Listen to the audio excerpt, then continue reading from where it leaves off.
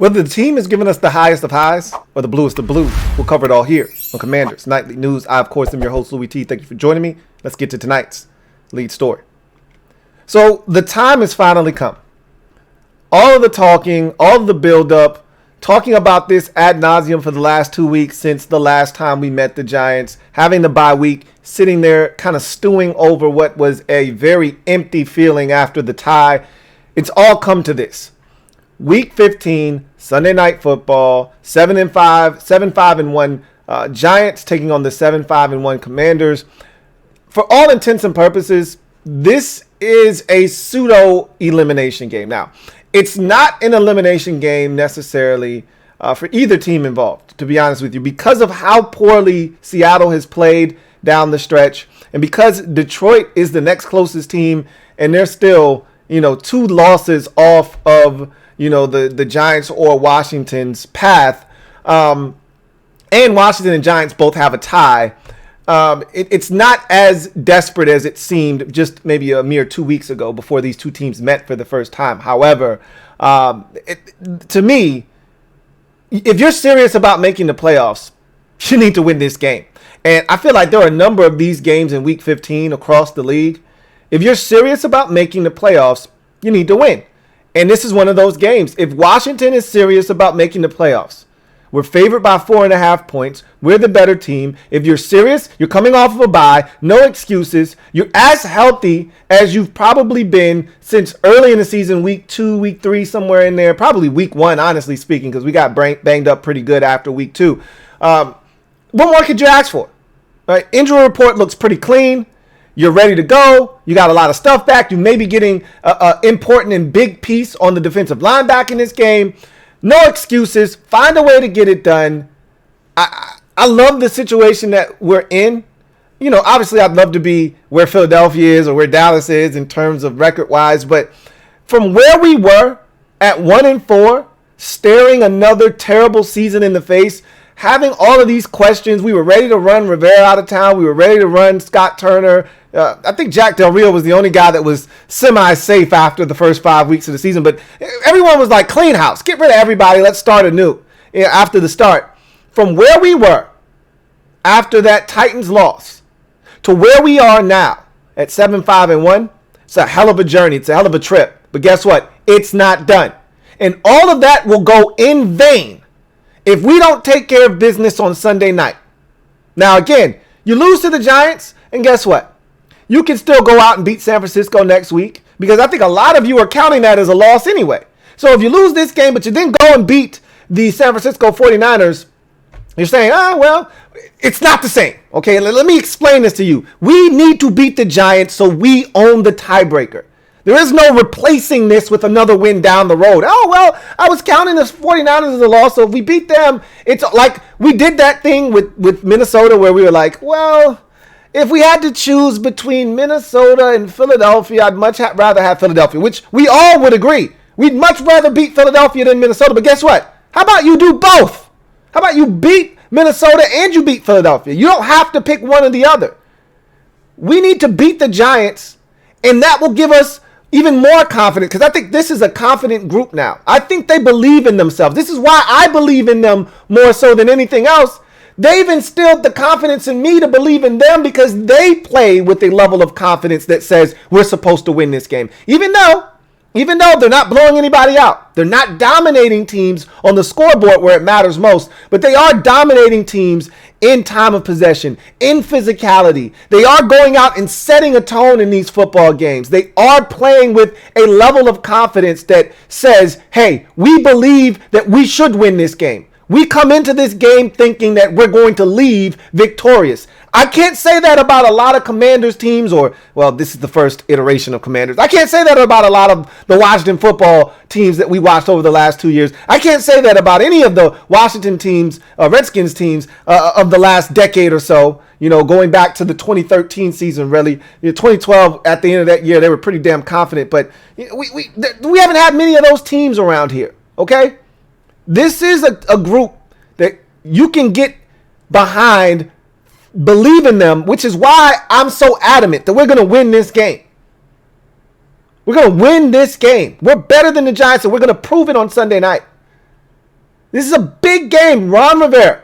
In games that I deem to be, not what they tell you are primetime games, okay? In real primetime games, Ron Rivera is 4-1 here in Washington.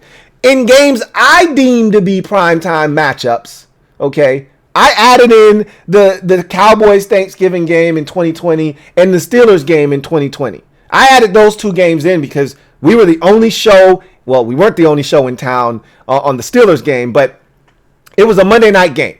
Okay, you're watching that game on a Monday night at 10:07. We were victorious and excited.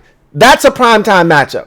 Okay, Dallas on Thanksgiving. We're the only ticket in town at that time. Yeah, that's a primetime game to me. Technically speaking, it's not a primetime game. Everybody wasn't watching that Steelers game, and the Dallas game wasn't on at 8 or 9 o'clock at night. It wasn't in a primetime slot. I don't give a shit.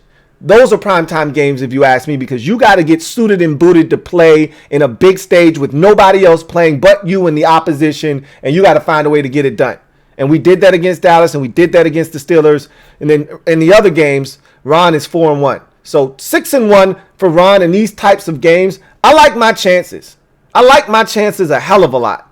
So this is a game that, for all intents and purposes, is an elimination game. It's not technically an elimination game. There are still 3 or 4 more games after this game. Or is it 3 more games after this one? It's still 3 more games. San Francisco, Cleveland, and Dallas. But this one means a hell of a lot. We've explained that already. I don't need to go into greater detail with you. You understand how big of a game this is.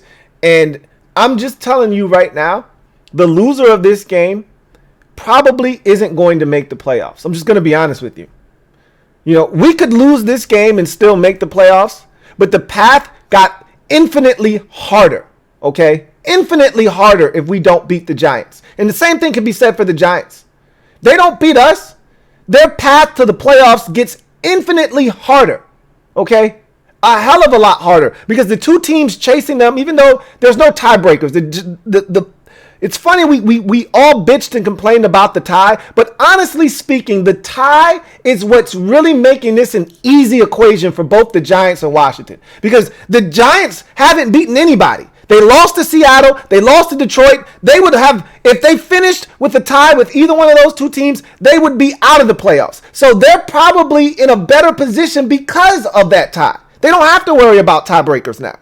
All they got to worry about is finishing with the exact same number in the loss column as the Seahawks or the Lions. That's all they have to worry about doing. All right. Because if they finish with the same, or I actually said it backwards, all they have to do is finish with the same amount of wins. All they have to do is finish with the same amount of wins and they'll be in. Because if they have the same amount of wins, that means the other team that has the same amount of wins as them is going to have one more loss than they do. And that means they would have the advantage statistically. So, I mean, this is a big game for both teams. And to me, the loser of this game isn't making the playoffs. That's pretty much how I feel. At this point, you've got 6 losses. You've got 3 to go. Both teams, in terms of the Giants and Washington, you're going on the road. Not necessarily suicide missions, but you're going on the road in a tough environment to play 2 teams that are playing excellent football this season. For the Giants, they're going on the road to play Minnesota. For Washington, you're going on the road to play San Francisco. Like, if you don't win this game, you're easily staring at another loss next week as well. And all of a sudden, what was once 5 losses is now 7 losses. And again, I'm just telling you, it can swell very quickly. We saw it last year when we were 6-6.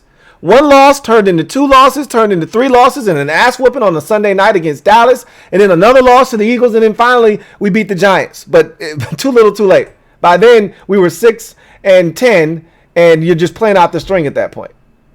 So we know what it's like. 6-6, 5 games to go, and then the bottom fall out of your season. You want to avoid that? Beat the Giants. I think we're teed up to get it done. We're healthy. We're chomping at the bit. These guys are confident. We're busting out the Burg on Burgs for the first time. I'm excited to see the Burg on Burgs. All right, so it hasn't been the greatest combination, but this is new. It's all fresh and new now. Everything, erase all of the old stigma that came with the Burg on Burgs. This is the Commander edition, okay? This isn't the Redskins edition. This isn't the football team edition. This is the Commanders edition, all right? Erase all of that other shit. Brand new energy, all right? Burg on Burgs is going to get the job done. Or as they call them, the Legacy Burgundies. Let's go do these boys in the Legacy Burgundies, man, and create a new legacy here in the nation's capital. In other news, we heard from Rivera. Well, the media heard from Rivera, and we essentially just got tidbits from what was said after practice today.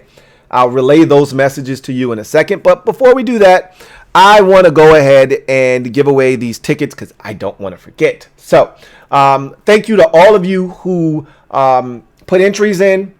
Good luck to all of you. And these are some big tickets, man. This is a big, important game. You should want to be in the house for this one. If you are truly a fan and you like the experience of going to a game, you should want to be in the house for this one. This is why I give tickets away. For moments like this, games like this, I enjoy giving them away. Let's do it. Good luck to all of you. Here we go.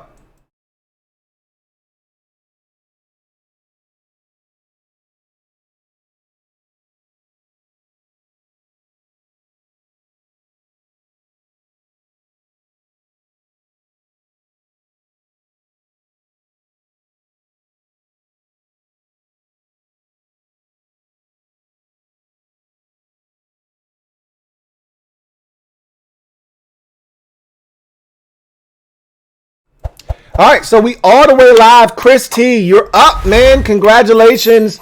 Hit me up on socials. If you don't have social media, perfectly fine. Email me, LouieTeeNetwork@gmail.com, and we'll get the party started, ball rolling to get you your tickets, your parking pass, your goal passes, to get you in the building Sunday night, Giants at Commanders. If you don't claim the tickets by Saturday, let's call it Saturday afternoon at noon, okay, Saturday, because we got to get this thing going. We saw the backup person wasn't a member of the mob or on Patreon, so then I did another one after the fact because I found out that person wasn't, because I told you you're gonna have had a lot of people. This is the one that had the most hashtags. Matthew Ryan, I did another one, and Matthew Ryan, you were selected. So if Chris T falls through for some reason, can't go, or doesn't step up and claim the tickets fast enough, doesn't watch this video in a timely manner, and you do, hit me up. So same process applies. Matthew, if you're interested in the tickets, just hit me up. As soon as you see this, hit me up, and you're the runner-up. If I don't hear from Chris T by noon on Saturday, the tickets are yours, my man. So you hit me up on socials, preferably Twitter, or email me, and again, I'll stay in touch with you to let you know if the tickets have been claimed or not, so you're not kind of just hanging in the wind. But if they're not claimed by noon on Saturday, my man Matt Ryan, you're up. And if you don't step up, then I'll come back to the drawing board and we'll give these tickets away. Trust me, I'm going to get them in the hands of a deserving member of the MOBB or Patreon. You best believe that. So with that said, let's get into the injury report for week 15, the final injury report leading up to Sunday's contest. And so let's take a look. And man, am I Nostradamus with this injury stuff or what? I mean, I've been doing this long enough, so I can kind of get a sense as we sit down, we get the reports, you listen to people talk. I can kind of really parse through what's going on here. It's not that hard, but sometimes it can be a little bit tricky. I told you I had a good handle on it after Thursday, right? So I told you there were 3 guys that you needed to be concerned with. That's it, right? It was Cam Sims with the back, Benjamin St. Juste with the ankle, and Chase Young with his knee. Those were the only 3. I said everybody else is playing in this game, okay? So what are we going to find out? Gibson, he's playing. Dax Milne was full yesterday, full again today. He's playing. Andrew Norwell was never in question. He's playing. Brian Robinson Jr. told you what Scott Turner told us, which is don't worry about the running backs. They're both fine. He's playing. Cam Sims, questionable. He's listed on the injury report as questionable. James Smith-Williams, concussion, was full yesterday. He's playing. Benjamin St. Juste, questionable. He is actually a game time decision. They will work him out on Sunday evening prior to the game to see how he feels. If he can go, he'll go. If he can't, next man up, it'll probably be Danny Johnson getting the nod over the rookie cornerback, Christian Holmes, a.k.a. SIP. Montez Sweat, concussion, full yesterday. He's playing. Trey Turner is starting at right guard. He was full yesterday. He was full again today. He's playing. Chase Young, questionable. Okay, questionable. With that knee, it sounds like everybody's ready to go. Chase is the one that has the ability to pull the trigger and say, all right, I'm ready. Let's do it. Everybody's kind of just waiting on him at this point. You know, I keep hearing the green light like the doctors haven't given him it. The green light they're referring to is Chase Young.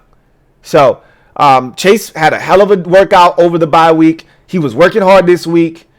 I think this is the game. But again, don't listen to me. I've been wrong every step of the way with this Chase Young thing. But I think he's playing this week. But we'll see. Sam Cosmi, ankle, full all week. He's going to go. And I'll just tell you this. He's going to be in a backup capacity. So if we need him, he'll be available to go. Jamin Davis. Hold on, let me turn this down a little bit. Sorry if that was a little too loud for some of you. I know some of y'all always complaining that, oh, you're too low, Louie T. I don't want to have it to where it's distorted because I'm so loud. Sorry about that. That might have been a little rough on the ears for some of you. Jamin Davis had a procedure. So Ron talked about Jamin Davis having a procedure on his thumb earlier in the week, but he's fine. He's been full all week. He's going to play. Sadiq Charles, I told you guys he wasn't going to play. He's out, okay, with the concussion. You sustain a concussion during the course of the week, you're out of the game for that Sunday, you know, Monday, Sunday, Thursday, whatever the case may be. So he's out.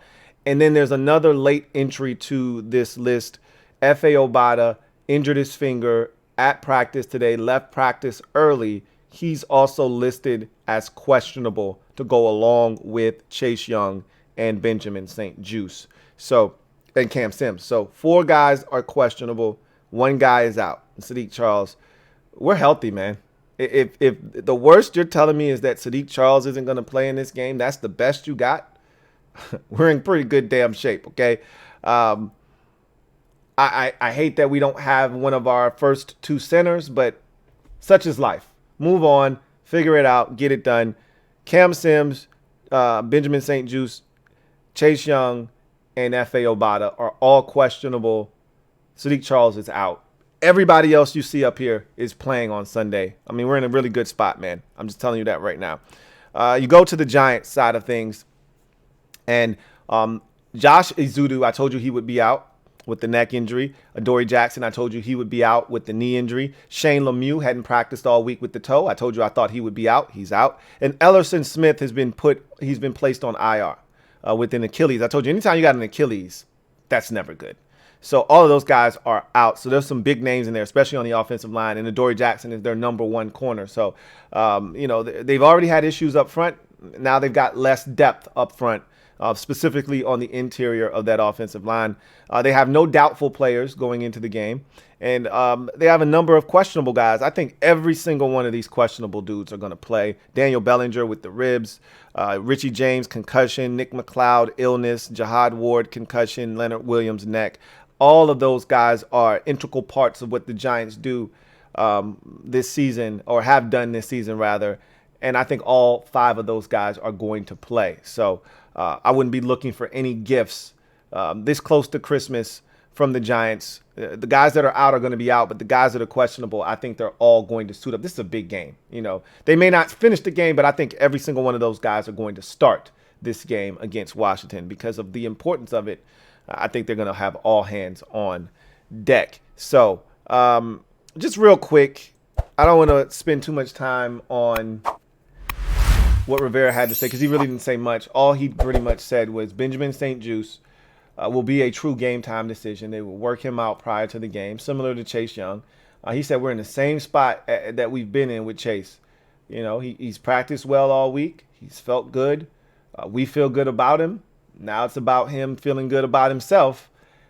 You know, obviously, you know, he had one situation where he ended up getting ill over the weekend. So you just want him to get through the weekend, work him out Saturday, see how he feels, work him out Sunday, see how he feels. And if everything checks out, we may see Chase Young make his 2022 debut in Week 15 versus the New York Giants.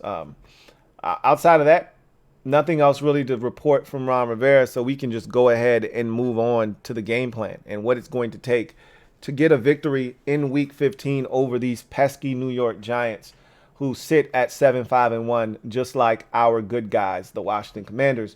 I've kind of laid this out to you all week long, but this is a message specifically for guys like King of the North who need convincing that we're going to win this football game. And I get it. We've been in this position as fans before, not necessarily this particular position where we're 2 games over 500 this late in the season. I mean, it's asinine. All of the stuff that's, you know, that's surfacing. We've talked about this in the offseason on these, you know, live streams, the Command Post Live, where, you know, we're just kind of shooting the shit and we're, you know, reminiscing, and we're talking about some of the crazy statistics that exist with this team because of the ineptitude that we've kind of lived through as fans with this team, you know, not having a 10-plus win season since 1991, having not won a playoff game since 2005. I saw another stat that kind of boggled the mind. It was a stat that said Washington, if they were to beat the Giants on Sunday, that would make them in this 9-game stretch 7-1-1. It would be the best 9-game stretch Washington has had since, you guessed it, 1991. I mean, that is absolutely embarrassing, but it's also a sign of the times that this team is putting it together. It's a different group. It's not what you're used to. It's not the team that always lets you down. Look, it's never going to be comfortable, okay? I've never guaranteed you comfortable, all right? Never guaranteed you comfort, okay? When this team plays, prepare for cardiac arrest, okay? Prepare for your heart to be beating through your chest. You know that, all right? However, what they've proven to us is that they're not afraid of those moments. They don't shy away. They don't back down from those moments when shit gets tight, especially number 4. You can say what you want about Taylor Heinicke and his arm strength, lack of size, all of this, that, and the third, okay? Inaccuracy, interceptions, the turnovers. Yep, all of that shit exists, and all of that shit is factual, okay? But you know what else is facts? Big facts? That man has ice cold blood circulating through his veins. You know that picture of a dog that they show in the heart? You know, that guy's got dog in him, right? That's Taylor Heinicke. When the game's on the line, I don't know if I'd rather have another guy that's been here in Washington over the last decade plus than Taylor Heinicke. He's coming through like he did against the Giants the first time on 4th and 4. So let's hope that we're not in that position. But for all of you out there that think, oh my God, we're favored, we don't know how to respond in these positions. It's Sunday night football. Everybody's watching. I'm nervous. I'm not sure. The Giants are going to be right there. They're always right there. Yeah, all that stuff is true. But here's what's also true. We're the better team. We're the healthier team. We're the more physical football team. And if we play our brand of football, like we did the first time, minus the mistakes, we'll beat them. I laid that all out for you already. We outgained them by 95 yards, okay, in the first game. We controlled time of possession by 12 minutes. It was 41-29 in time of possession, which is what we do. I laid out the drives for you in the game. There was an 11-play, 8-minute drive. There was a 12-play, 6.5-minute drive. None of them produced points. Why? Because of boneheaded penalties and a dumb sack that Taylor Heineke took on third down. And a missed field goal. Should have produced at a bare minimum a field goal, and it didn't. But we moved the football. What I'm trying to convey to you is we moved the football with regularity against the Giants in the first game. The second quarter was a house of horrors for us. And as bad as we performed in the second quarter, Giants reeled off 10 unanswered points and 13 altogether in the quarter. We scored a field goal in there, and it was tied at 13 at the half. The biggest problem in the game in week 13 were the penalties, the unforced errors, and then the fumble that we had to start the third quarter that set them up in scoring range, and they were able to take advantage. You eliminate those mistakes, the Giants aren't going to beat us. Daniel Jones's legs were a problem in the first game, but it wasn't like game-changing, oh my God, they won the game because of Daniel Jones's legs. His legs were impactful. Don't get me wrong. We could have still won the game despite Daniel Jones rushing the football. We had opportunities. We're going to be better the second time around, just like we were against Philadelphia. We're going to be better the second time around. Having seen them again, we're going to be better because of it. Not that they don't have the same opportunity that we do, but guess what? We're the better team. So it's going to mean more for us than it is them, that we get a second shot at them and have all of these resources presented to us, knowing what we can do to exploit their football team. That's why when you play teams in a series in other sports, usually the better team wins. Why? Because the more you play a team, the cream rises to the top. The team that's the better of the two usually is going to win more of those matchups. I like our chances in this second matchup. I'll also tell you something that you don't need me to tell you because I've said it a million times, and now you guys are starting to echo this because you've seen it with your own eyes, and now you're starting to really be on board with this. But Scott Turner is just flat out better when he's got more time to prepare. I think we can all agree on that, okay?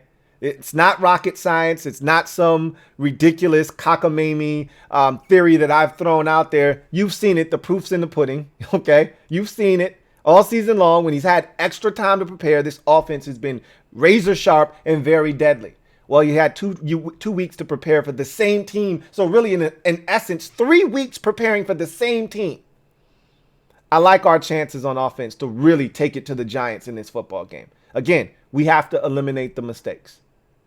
I think we can run the football on the Giants. I think we can throw the football on the Giants. I think we have playmakers that can take advantage of a Giants secondary that's banged up. I like our chances to go into this game and win this thing wire to wire. We're good enough to do it. I don't know if we will do that. Giants, we can win the coin toss, defer, and the Giants can drive it down the field and get a field goal. So it's not wire to wire, right? But I like our chances. I like our chances a lot in this game. Hell, I don't like them. I love our chances. I like it a lot. I love our chances in this game. But what we're going to have to do is the things that I talked about already, and I'll reinforce them one more time. We got to be better on third downs. We were 3 of 14 in the last matchup. That's not good enough. For a team that wants to possess the football, that wants to play ball control, wants to dominate time of possession, you have to convert on third downs, which means we have to stay out of third and long. We didn't do as good a job as we normally do of staying out of third and longs in the game against the Giants. Some of that was due to penalties. But at the end of the day, stay out of third and longs, get into third and manageables and third and shorts, and convert. Stay on the field and give yourself more of an opportunity. And what I'd really like to see in this game is more chunk plays, honestly. I talked to you about an 11-play, 30-yard drive that took 8 minutes. Took us 8 minutes. Now, again, we had a sack and a penalty that pushed us back probably a grand total of 23 yards. So it makes that drive look a lot worse from a statistical standpoint. How does it take you 8 minutes to go 30 yards? Yeah, when you have, a couple of penalties and you also have a sack in there, it really, negates what you have done in terms of progress. But that's nor here nor there.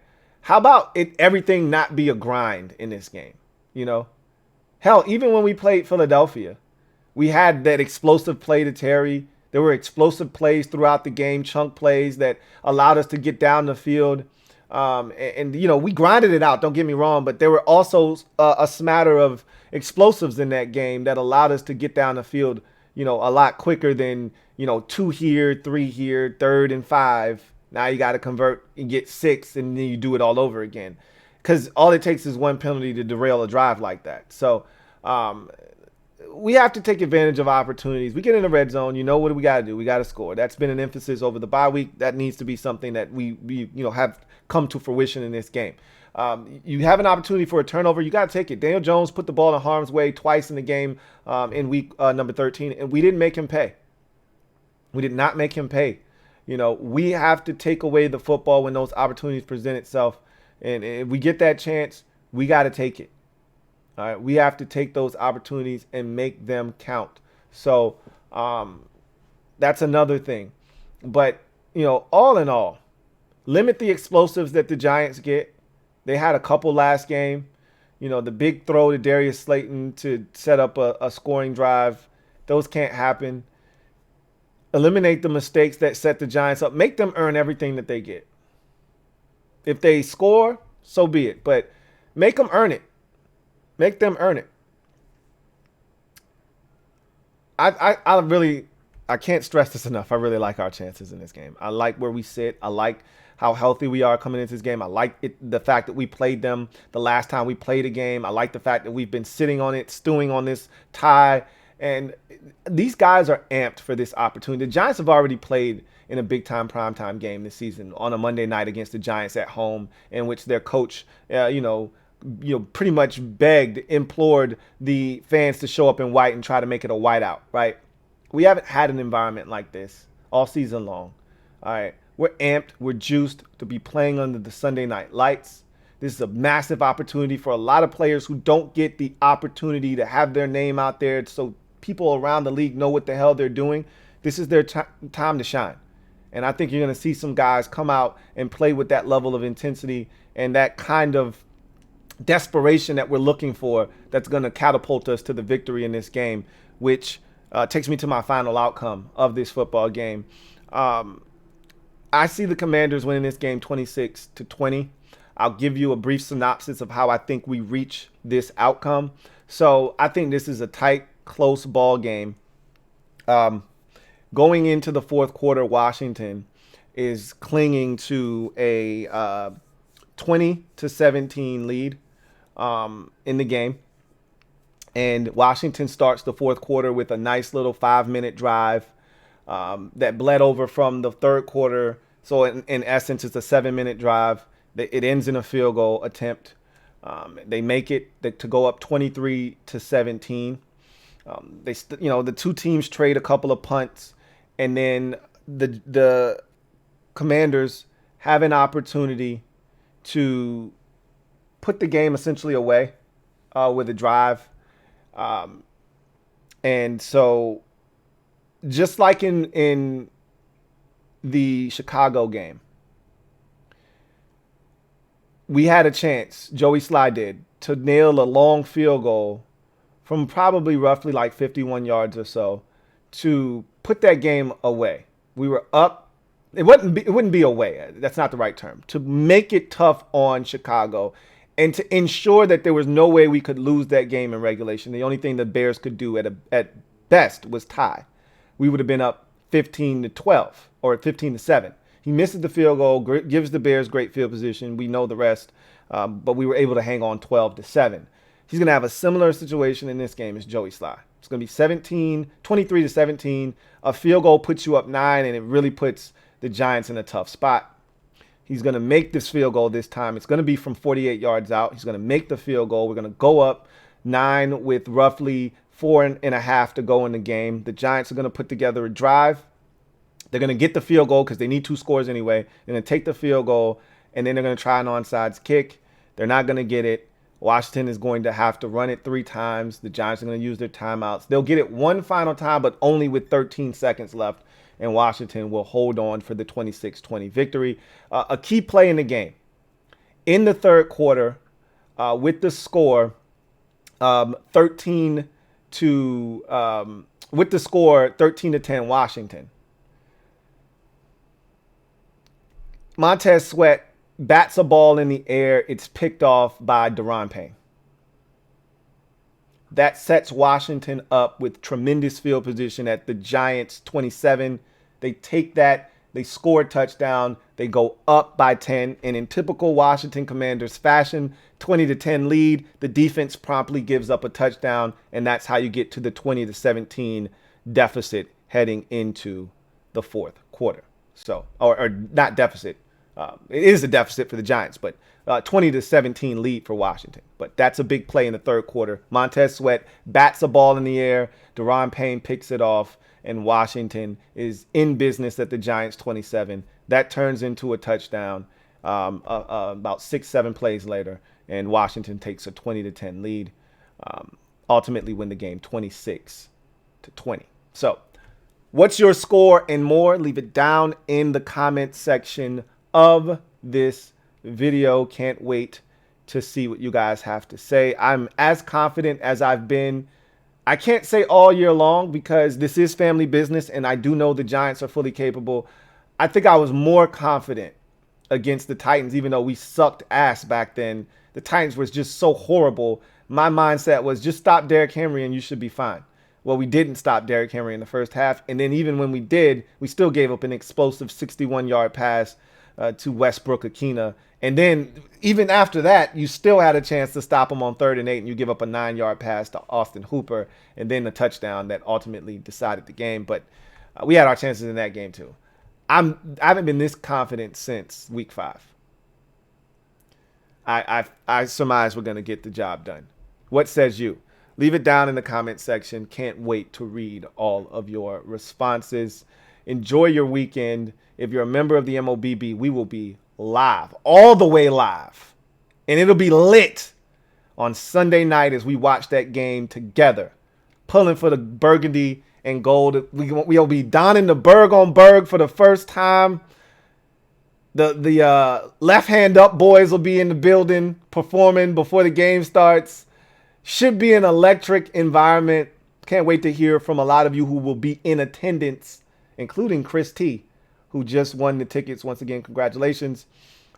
So with that said, I'll see you guys on Sunday. Win, lose, or draw, but you know what it's going to be. It's going to be a dub. The fellas are bringing it home. Looking forward to it. Bart Scott.